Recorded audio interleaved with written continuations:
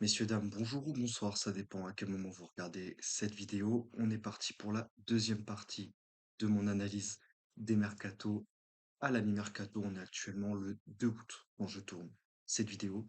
Il nous reste une dizaine de clubs à regarder et on commence maintenant. La vidéo va être longue, donc comme la première partie, tu peux faire quelque chose à côté, juste te mettre sur le canapé, bouquiner, être dans les transports en commun ou même encore faire ta vaisselle et ça, c'est merveilleux. Allez, on commence sans plus attendre avec le mercato du TFC, comme promis dans la première partie. Donc là, le mercato, ça va être plutôt très rapide, hein. Beaucoup de départs, comme on le voit notamment celui de Zakaria Bouklal. Au Torino pour 8 millions d'euros. Et après quelques petites ventes, hein, Babika à l'Étoile Rouge de Belgrade pour 4 millions. Gelabert, Hariron pour 2 millions. Au niveau des arrivées, pas grand-chose à se mettre sur la dent pour nos amis toulousains. L'arrivée de Santiago Hidalgo en provenance d'Independiente. Alors, je vais encore pas faire le prouveur, je connais pas du tout ce joueur. Quand on va voir ses stats, on va aller voir dans les données de performance. Ouais, c'est 45 matchs avec l'Independiente dans l'équipe première. 2 buts, 2 passes D pour un avant-centre. Ça sent le mauvais coup. Après, comme j'ai dit, je le connais pas, mais, ça risque de pas être une bonne arrivée, surtout dans un championnat plus relevé, qui est la Ligue 1 avec un TFC qui va essayer de se maintenir. Donc on verra bien. L'arrivée de Mario Sauer aussi pour 1 775 000. On voit que le TFC a pas vraiment les moyens. Là, on est sur un milieu offensif de 21 ans, international U21 slovaque, qui, euh, qui arrive en provenance du club de Zilina. Lui, pareil, on va la regarder ce qu'il vaut un petit peu ses stats, même si ses stats ne veulent pas dire grand-chose dans le football. Là, on est sur un type milieu offensif, milieu central, hein. Il a déjà joué 77 matchs en milieu central depuis le début de sa carrière. 14 buts, 13 passes D. À voir ce que ça va donner. Encore une fois, le mercato du TFC, on pourra juger sur le terrain parce que je pense que pas grand monde euh, connaît ses équipes et connaît ses joueurs. Donc le TFC, c'était très rapide, beaucoup de départs. Ça avait besoin de liquidité à Toulouse. Donc, à voir ce que ça va donner et on fera le bilan à la fin du mercato. On continue avec le RC Strasbourg. Et là, ça va être bien plus intéressant, comme vous le savez tous. Strasbourg qui est dans le même groupe euh, d'investisseurs que Chelsea, donc qui vont notamment se faire prêter là 3 joueurs cette saison. Mamadou Sarr, Kendry Paez, on va aller voir Kendry Paez parce que Kendry Paez, c'est très intéressant. Strasbourg qui va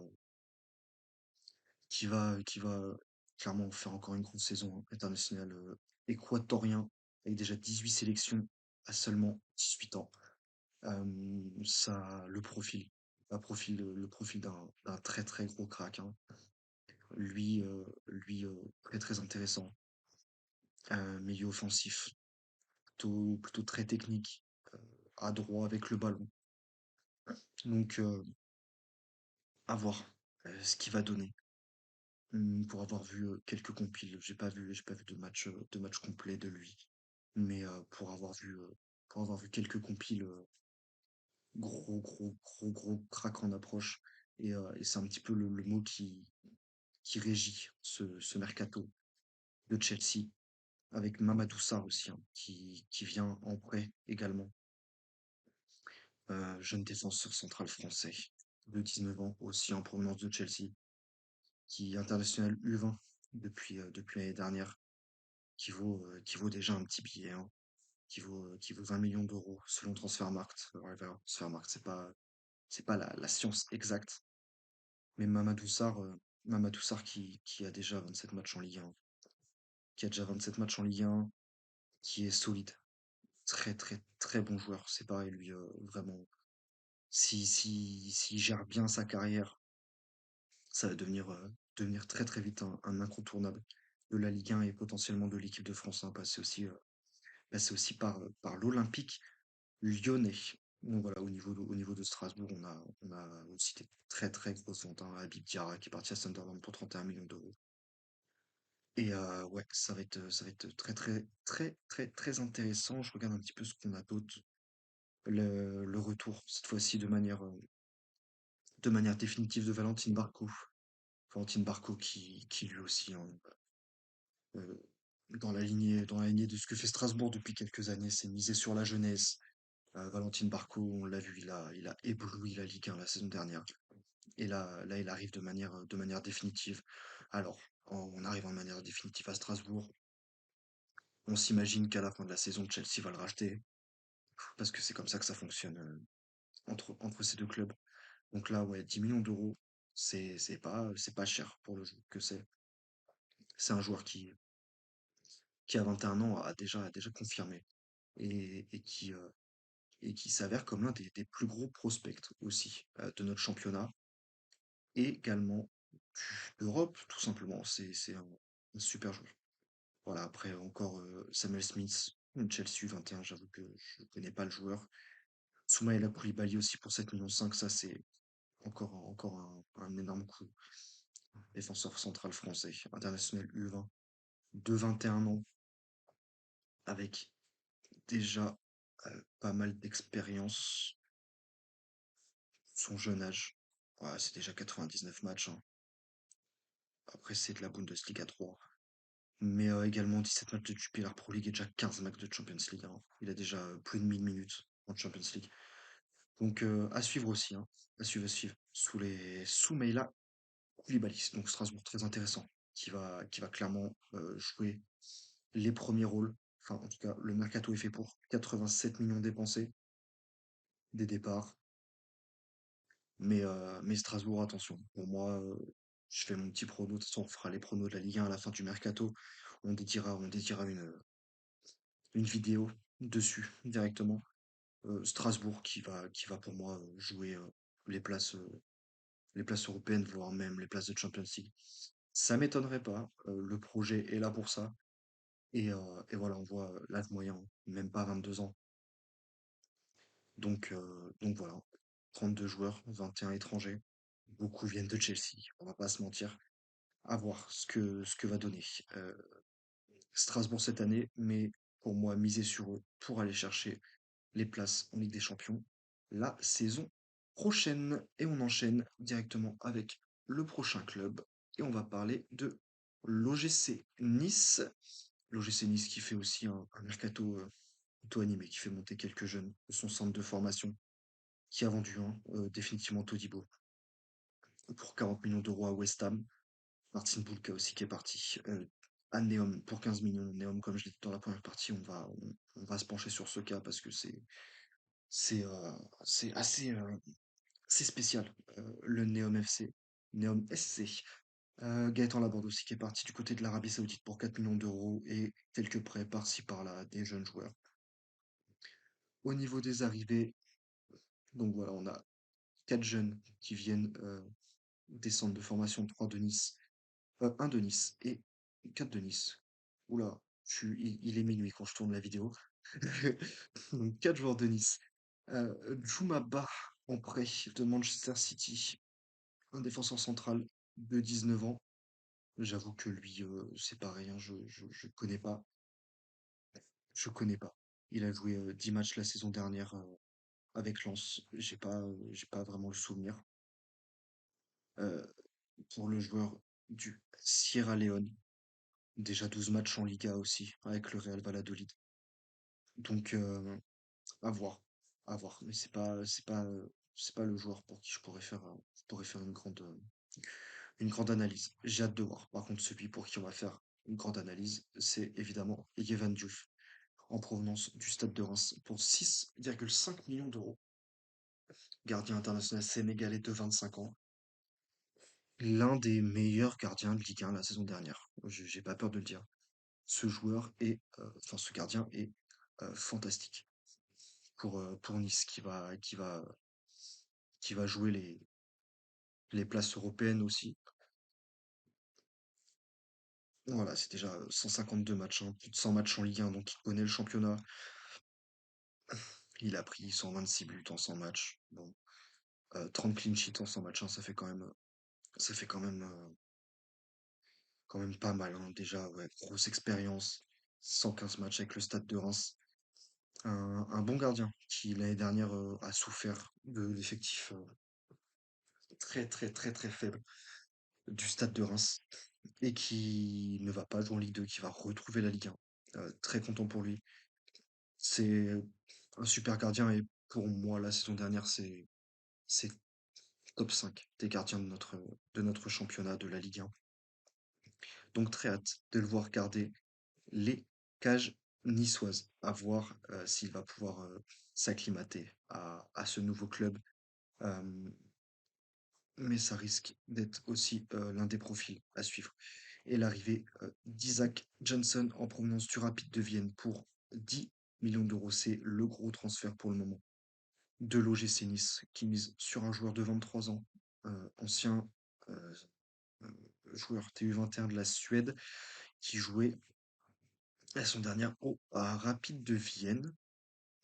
Donc ouais, un ailier percutant, un ailier qui a beaucoup de vitesse, qui techniquement est vraiment pas mauvais, qui a déjà pas mal d'expérience aussi, 171 matchs, notamment la saison dernière, titulaire en Bundesliga autrichienne, pas la Bundesliga allemande évidemment. 7 buts de passe D pour un ailier gauche, c'est plutôt pas mal. Après, manque peut-être encore de d'impact physique. Alors c'est plutôt rapide, c'est très technique, mais ça manque d'impact physique. Après, il a déjà la connaissance de l'Europe. Et pour Nice, ça, je pense que c'est primordial, surtout à ce poste-là. 5 matchs de Conférence League l'année dernière et 6 matchs de qualification d'Europa League. Après, voilà, il a joué aussi à Cartagena. C'est de la deuxième division espagnole. À voir. À voir aussi. Je suis pas. Il est bon, mais pour une équipe qui joue potentiellement des places en Ligue des Champions aussi, dans un championnat qui se veut de plus en plus compétitif. On le verra après, notamment avec le mercato de Monaco et de Marseille. Une équipe qui a des ambitions, qui, qui veut, qui veut jouer la Ligue des Champions. Est-ce que ça sera suffisant? Je ne pense pas. Est-ce que Nice fait un bon coup? Seul le temps nous le dira.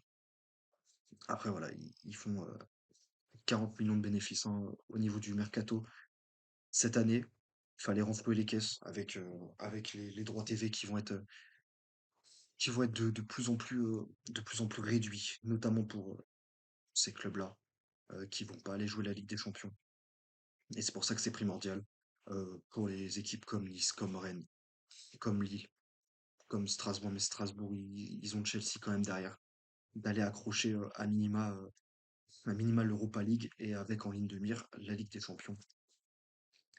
Donc voilà, un mercato pour l'instant plutôt calme, pas d'arrivée qui, qui me, qui me parle vraiment spécialement, à part celle de Yevan Diouf, qui, je le répète, est un super gardien.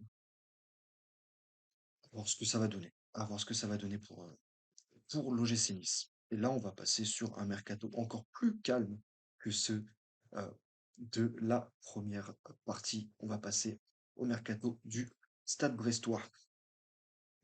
Très calme, hein, seulement un départ qui ramène des liquidités. C'est Lilian Brassi, on en a parlé dans notre analyse du mercato de Rennes. Et seulement deux joueurs arrivés. Junior Diaz en provenance de 3, c'est un prêt. C'est un prêt pour le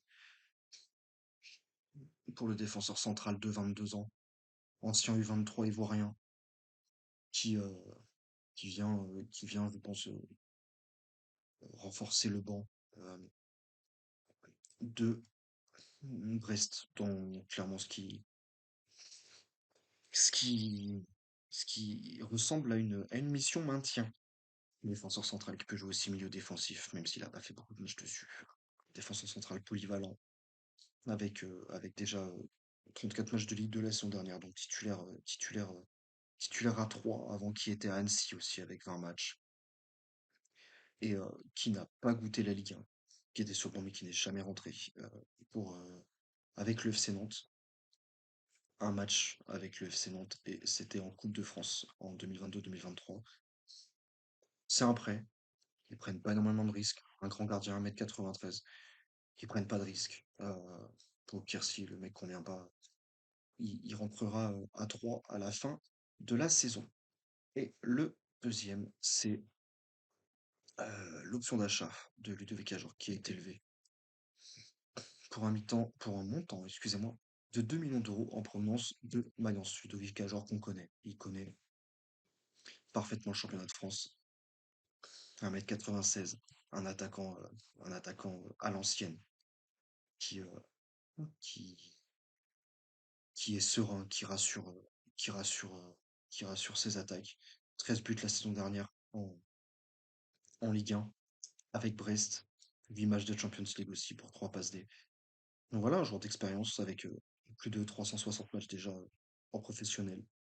Quasiment 170 matchs de Ligue 1 pour 59 buts et 19 passes D.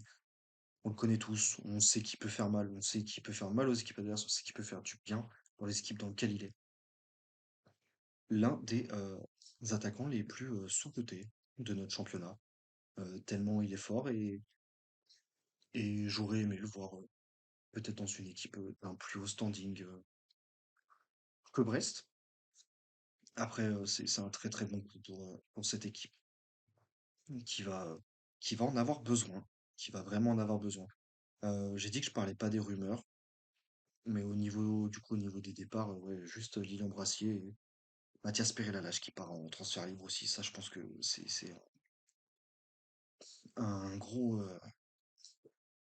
un gros départ pour Brest. Marco Bizot aussi, le gardien titulaire qui est parti à Aston Villa. Jordan Amavi qui n'a pas été renouvelé. Jonas Martin non plus. Bon, c'est des joueurs qui étaient sur le déclin depuis plusieurs années, hein. Donc, euh, donc voilà, Brest, c'est très calme. Ils sont en positif de 10 millions. À voir s'ils vont tenter des coups. Je pense ils vont attendre la fin du mercato qui est plus un mercato d'opportunité. Donc voilà, Brest, c'est très calme, hein, seulement 19 joueurs. Dans leur effectif professionnel, peut-être qu'ils feront monter des jeunes du centre de formation. À suivre, à suivre. Et on continue avec le FC Nantes qui là a eu un mercato qui a beaucoup bougé. On a la concrétisation du prêt de Johan Le Penant. Chidouzia Weziem qui arrive pour 850 000 euros du, de Colorado. Je vous avoue que je connais pas le joueur. Ancien international nigérian avec 34 sélections qui, euh, qui arrive. Alors, ça va donner un défenseur central qui vient certainement euh, pallier le départ de Nico Palois, légende du club, qui est parti aussi, le départ de Nathan Zézé pour Néom de 20 millions, hein, ça fait des finances. C'est pareil, Nantes va être impacté par cette baisse des droits TV. Beaucoup de départs hein, au niveau des arrivées. C'est des joueurs un prépayant de 400 millions pour Seok-Young, pardon, 250 000 euros pour Yok Kyukwon du Celtic Glasgow. Et après, c'est des arrivées de jeunes, hein. Youssef El Arabi, c'est pas jeune du tout, Youssef El Arabi, qu'est-ce que je raconte? 38 ans, ancien international marocain, avant-centre, que l'on connaît bien. Très très bon avant-centre qui va faire du bien à Nantes. À voir. Je dis beaucoup à voir.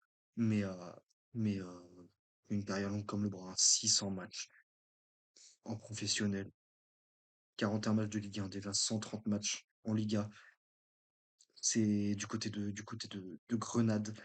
Euh, un joueur d'expérience qui va apporter toute sa classe et toute sa vision devant le but au FC Nantes, est un club sur le déclin depuis plusieurs années.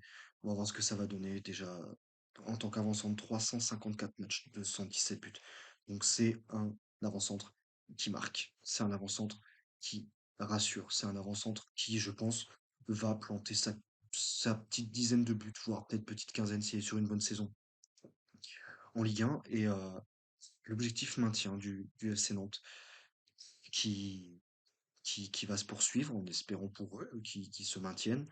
Euh, mais ça risque aussi d'être compliqué, hein, si jamais ils font pas des joueurs d'une plus grande qualité. Parce que là, à part Youssef El Arabi et Johan Le Penant, c'est très maigre en termes de qualité ou en tout cas en termes de connaissance du championnat.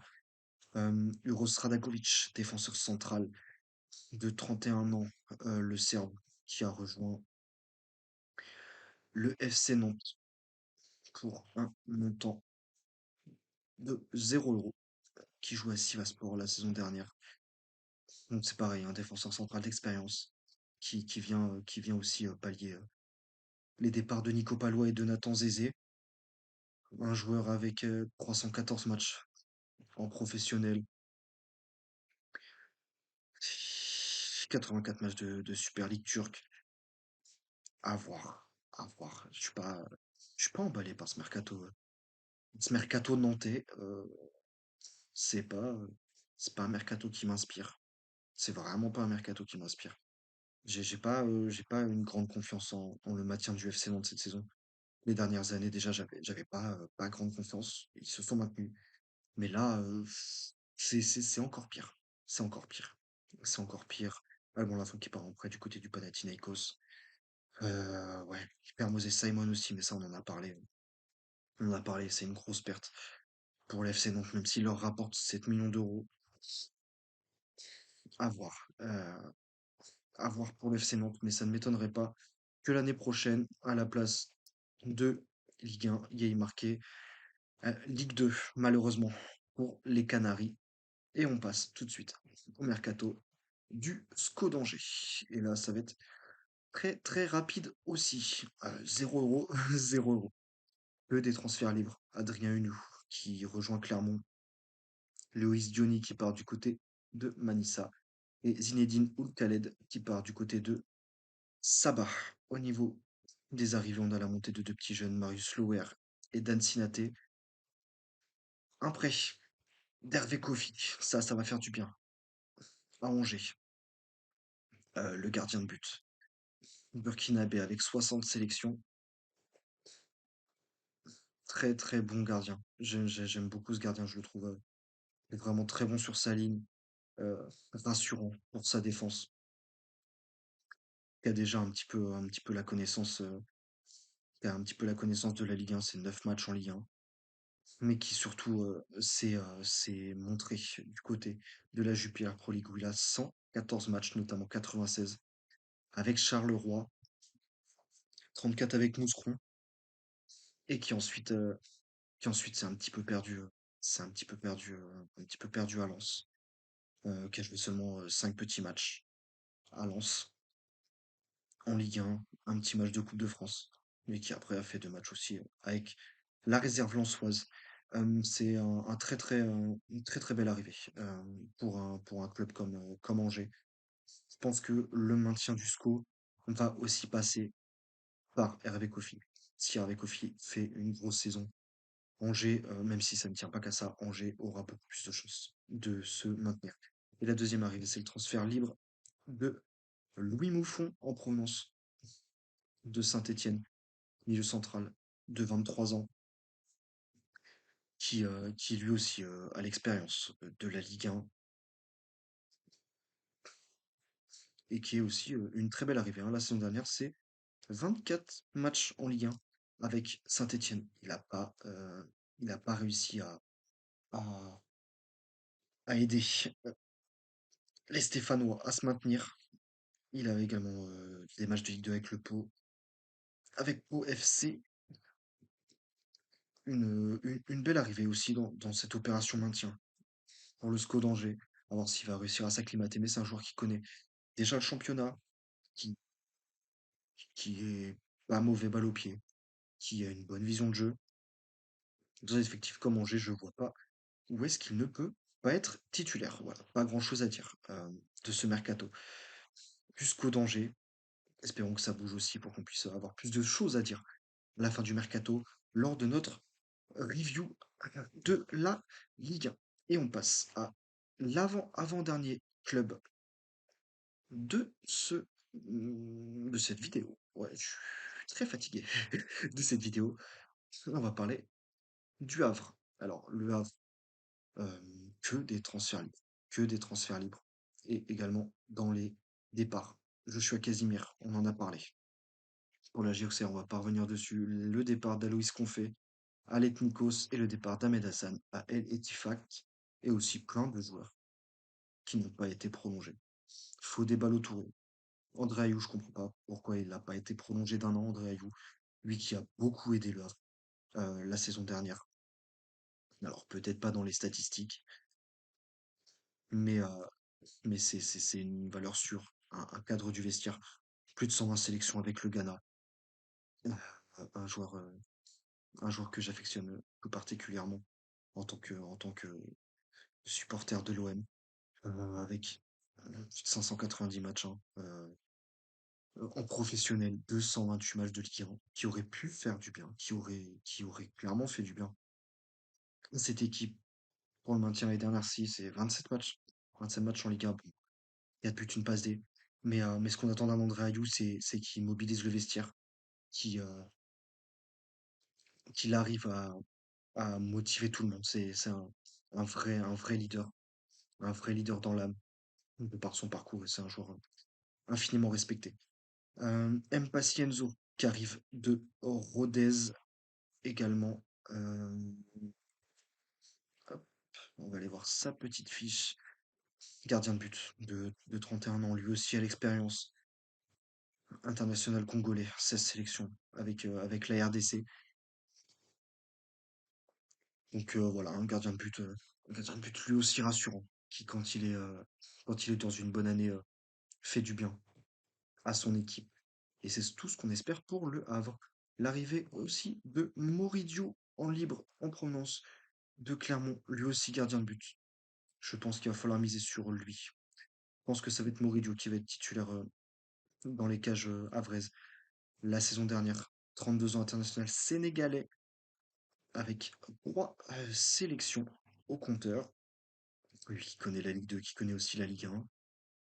Plus de 60 matchs en Ligue 1, qui aussi un véritable globe-trotter formé au PSG. Un, un joueur qu'il va falloir suivre. Peut-être même plus que Mpassi euh, qui certes est un gardien rassurant, mais Moridio est bien plus intéressant. À voir ce que ça va donner, encore une fois. Oui, ça a été beaucoup dit dans cette vidéo.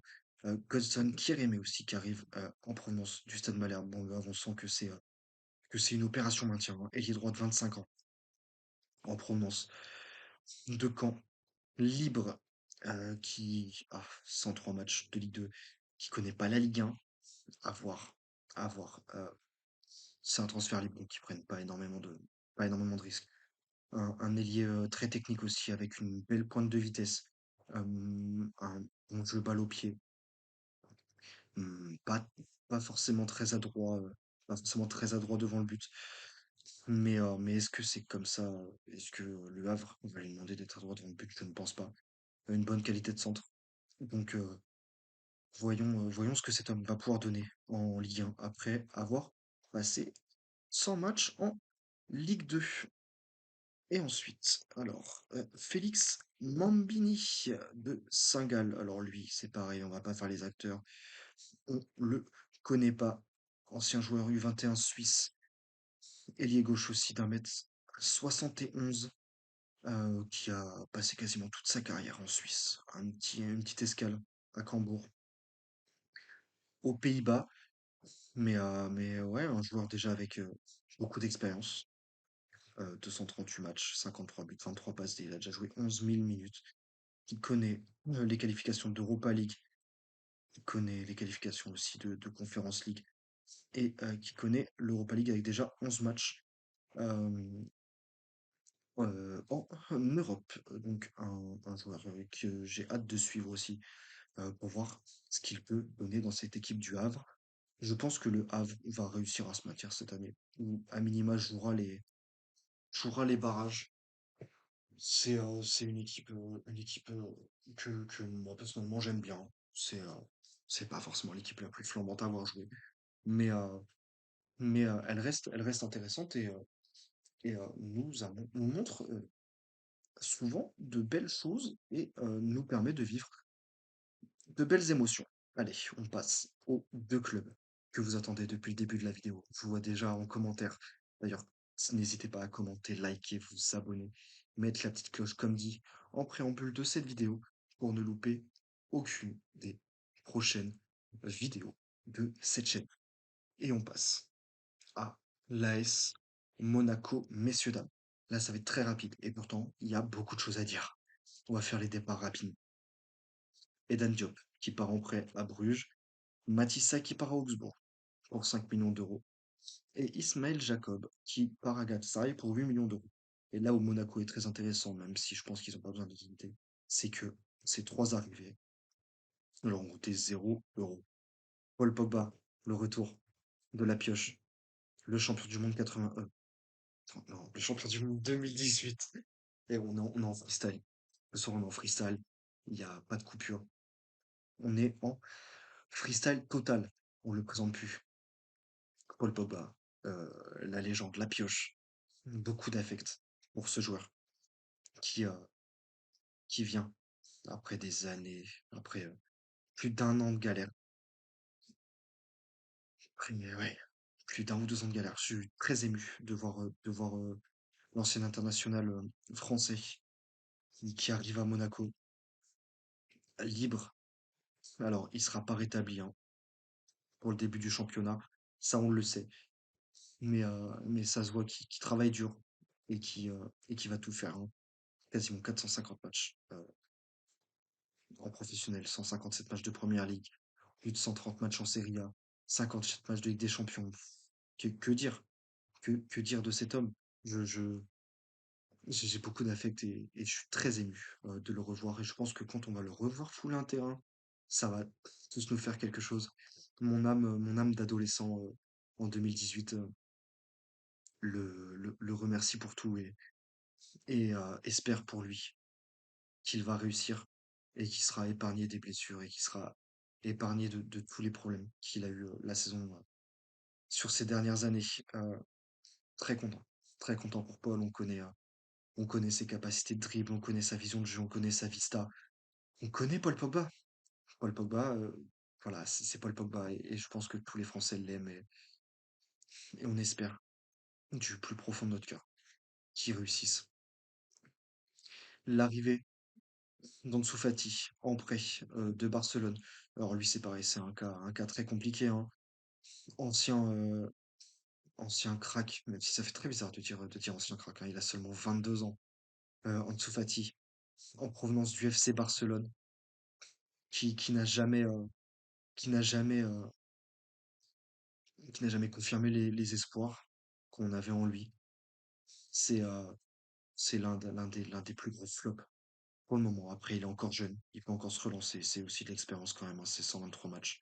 Avec le FC Barcelone, c'est une vingtaine de matchs en Champions League. Je suis... Est-ce que je suis emballé? Non. Est-ce que je suis curieux? Oui. Parce que Monaco, c'est un club, c'est un club qui arrive à faire des miracles et je pense que des miracles pour Ansu Fati, il va en falloir. Ces 27 matchs avec Brighton il a jamais, jamais convaincu. Et pourtant, il y avait de grands espoirs en lui quand il est monté en 2019-2020 et qu'il a fait une première saison à 24 matchs à 2025, donc à l'âge de 18 ans avec 7 buts, une passe D. C'était un joueur qu'on avait envie de voir, qu'on aimait beaucoup. C'est très rapide, c'est très technique aussi, mais qui s'est un peu perdu dans sa carrière. Je ne parlerai pas de sa vie personnelle parce qu'on ne la connaît pas. Mais la saison dernière, c'est seulement 11 matchs avec le FC Barcelone. Pour 0 but, 0 passe D. À voir. Ansu Fati, je suis vraiment pas convaincu. Pour moi, c'est pas un, c'est un recrutement sans risque parce que il a rien coûté et que forcément, il va pouvoir quand même apporter à l'AS Monaco. Mais je pense que ça va être un joueur qui va rentrer dans la rotation et qui sera pas forcément titulaire. Espérons pour lui qu'il arrive à se relancer et pourquoi pas à la fin de son prêt signer directement à l'AS Monaco. Euh, voilà, peut-être aussi retrouver la sélection espagnole s'il fait une grosse saison. C'est tout ce qu'on lui souhaite. Et j'ai fait une bêtise. Le dernier joueur pour le moment recruté par l'AS Monaco, il s'agit d'Eric Dyer. Oui, là je suis en train de meubler en attendant que la page se charge. Voilà, Eric Dyer, libre du Bayern de Munich. Eric Dyer, c'est pareil, on connaît. Défenseur central, 1m91, 49 sélections en équipe d'Angleterre, même s'il est plus sélectionné depuis un petit moment. Un défenseur central qui rassure, qui est sur le déclin, sur la fin de sa carrière, même si il a laissé une bonne trace et des bons souvenirs aux supporters bavarois. Pas le meilleur défenseur, mais quelqu'un qui va pouvoir quand même te rassurer une défense. C'est 21 matchs en Bundesliga la saison dernière, 6 matchs en Champions League. Et ouais, non, c'est un joueur qui a déjà 475 matchs, donc qui a énormément d'expérience, qui a fait quasiment toute sa carrière à Tottenham, en 175 matchs. Avec Tottenham, 274 matchs de Première Ligue, qui a déjà une quarantaine de matchs en Ligue des Champions. Il connaît. Il connaît le haut niveau, il connaît la pression. C'est un joueur avec la tête froide, avec la tête bien faite, qui, euh, qui prend pas énormément de suspension. Non, il fait pas énormément de fautes, il prend pas de carton rouge, hein, quasiment. Il prend pas beaucoup de cartons rouges, il est seulement à un carton rouge, deux cartons rouges dans sa carrière et un carton rouge dans sa carrière, c'était en jeu. Donc un défenseur fiable qui va apporter de l'expérience dans une équipe monégasque plutôt très jeune, avec 25 ans d'âge moyen, mais là, avec Pogba et d'ailleurs, c'est l'assurance d'avoir deux joueurs avec la tête bien faite, de gros bosseurs qui, euh, qui vont faire du bien à Monaco, qui va devoir jouer sur tous les tableaux avec la Ligue des Champions, avec la Ligue 1 et la Coupe de France. C'est une équipe qui va être, comme tous les ans, très intéressant à voir. En espérant qu'il ne manque pas de régularité cette saison et qu'il puisse nous faire une bonne saison et pourquoi pas, comme le club qu'on verra juste après, aller poser des problèmes à un Paris Saint-Germain qui surdomine la Ligue 1 depuis tant d'années. Allez, on finit sur le dernier club, l'Olympique de Marseille, messieurs, dames. Et là, le mercato est simplement incroyable. Mehdi Benassia est un magicien. Turzambua qui quitte le club. Le transfert libre de Luis Felipe aussi. Amar Dedic qui est parti pour 100 000 euros à Salzbourg. Samuel Gigot qui a été acheté définitivement par la Lazio à 1 demi-million d'euros. Ismaël Koné, prêt avec option d'achat, prêt payant de 2,5 millions. Paul Lopez qui est parti à Toluca pour 4,5 millions. Valentin Rongier et Quentin Merlin, on en a parlé à Rennes. Et le gros départ, c'est le départ de l'ailier brésilien Luis Enrique à l'Inter pour 23 millions d'euros. Au niveau des arrivées, c'est 3 transferts libres. Et quel transfert? Le retour de Pierre-Emerick Aubameyang. Ah, quel plaisir. Quel plaisir. L'accueil à l'aéroport était incroyable. Là, je suis objectif. Je suis supporter de l'Olympique de Marseille. Mais, ce club travaille bien. L'OM travaille extrêmement bien.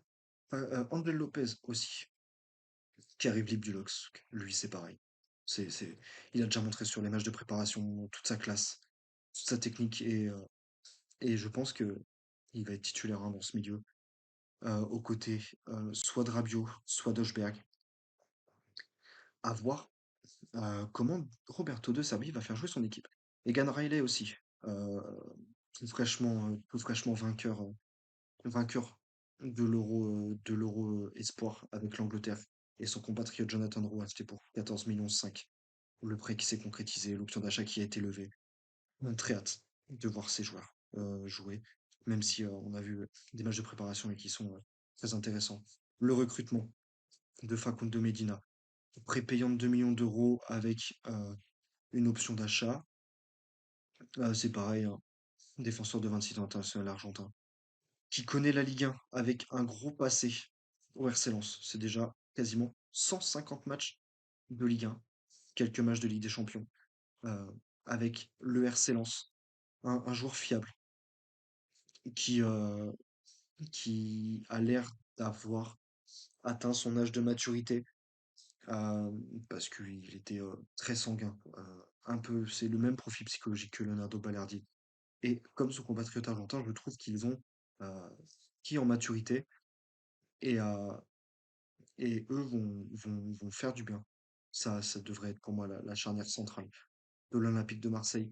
Lui qui peut aussi jouer défenseur gauche et qui ouais, va apporter toute sa classe, tout son sang-froid à l'Olympique de Marseille. Et je pense que l'option d'achat va très vite être levée et l'Olympique de Marseille qui, avec ce mercato, et on va voir avec les autres arrivées, se donne les moyens de, euh, de concurrencer le Paris Saint-Germain. Neil Maupay aussi, bon, le prêt qui a été concrétisé de 4 millions d'euros en provenance d'Everton. Même si je pense que il va partir ou cirer le banc cette saison. Højbjerg aussi, l'option d'achat de 13,5 millions qui a été levée. Très intéressant. Pierre-Emile Højbjerg, qui est un milieu de terrain d'une très grande qualité. Un vrai meneur de jeu et un vrai meneur d'équipe. Et cette équipe en avait besoin. C'est la véritable plaque tournante au milieu de terrain de l'Olympique de Marseille, international et capitaine de la sélection danoise. 88 sélections. Il a que 29 ans. Il est encore jeune. Il est à son plein potentiel. Et avec un OM qui va jouer la Ligue des Champions, lui, il la connaît bien, notamment avec Tottenham. C'est euh, c'est déjà une dizaine de matchs de Ligue des Champions, 19 matchs d'Europa League. Donc non, 254 matchs en Première Ligue. L'ancien du Bayern de Munich. Dans les années 2015. 2015. Après, il a joué aussi à Schalke. Donc ouais, non, un joueur pour qui on se déplace. En vrai, c'est un travailleur de l'ombre, mais qui travaille bien. Euh, une une qualité de passe dans les meilleurs de la Ligue 1. Il est physique. La protection de balle, c'est parfait. C'est un mec aussi qui va pas hésiter à se donner pendant 90 minutes et qui fait du bien dans un vestiaire, comme on voit dans la série que l'OM est en train de sortir là, tous les dimanches sur YouTube. Non, c'est un joueur incroyable. J'aime beaucoup Pierre-Emile Højbjerg. Et la grosse arrivée pour le moment, c'est les 30 millions d'euros posés sur le crack Igor Exao en provenance de Feyenoord. 25 ans pour l'ancien U23 brésilien qui est un ailier incroyable. J'ai pas mal suivi les rédivisés cette saison. 34 matchs, 16 buts, 14 passes D, 11 matchs de Ligue des Champions, 2 buts, 5 passes D. Il est technique, il est rapide, il a la vista, il a la grinta, il a tout ce qu'il faut, il a tout ce qu'il faut pour évoluer dans un contexte comme l'Olympique de Marseille. Lui qui a connu les stades au Brésil, c'est pas l'ambiance du Vélodrome qui va lui faire peur, même si c'est une ambiance très très chaude. C'est 129 matchs avec Feyenoord. Et après, oui, ça a été des saisons d'acclimatation un peu compliquées. Et encore pour un ailier gauche, 7 buts, 5 passes D en 28 matchs en 2022-2023, 9 buts, 4 passes D en 31 matchs en 2023-2024. Et cette saison, c'était la saison de la révélation, en espérant qu'il réussisse à l'OM. Mais il y a aucune raison. Il y a aucune raison qu'il ne réussisse pas. Le mercato de l'Olympique de Marseille est très intéressant. Mehdi Benassia, Pablo Longoria font un travail de dingue. Il y a encore des pistes qui parlent. Timothy Weah, ça, d'après Fabrizio Romano, ça serait sur le point de se faire, mais encore une fois, on n'est pas certain. C'est le mercato, tout peut bouger. Euh, voilà, une équipe qui se structure. On sent qu'on arrive à maturité dans ce projet marseillais. Et c'est une équipe qui, cette saison, va pouvoir aller tâter l'indéboulonnable Paris Saint-Germain pour le moment. En tout cas, c'est tout ce qu'on souhaite, moi de manière un peu plus particulière, mais c'est tout ce qu'on souhaite pour la Ligue 1 et pour le spectacle. Mesdames, mesdemoiselles, messieurs, c'est la fin de cette vidéo. Si vous êtes arrivés jusque-là, je vous en remercie. Une dernière fois, n'hésitez pas à vous abonner, à liker la vidéo si vous avez trouvé mon contenu pertinent, à commenter aussi et à me donner votre avis sur les mercatos de Ligue 1 et sur la Ligue 1 en général, à me faire des retours constructifs aussi sur ma manière de vous présenter les choses, de parler, etc., etc. Il ne me reste plus qu'à vous souhaiter une bonne fin de journée, une bonne nuit dans mon cas. Il est bientôt 1 heure du matin. Et voilà, je vous dis à la prochaine.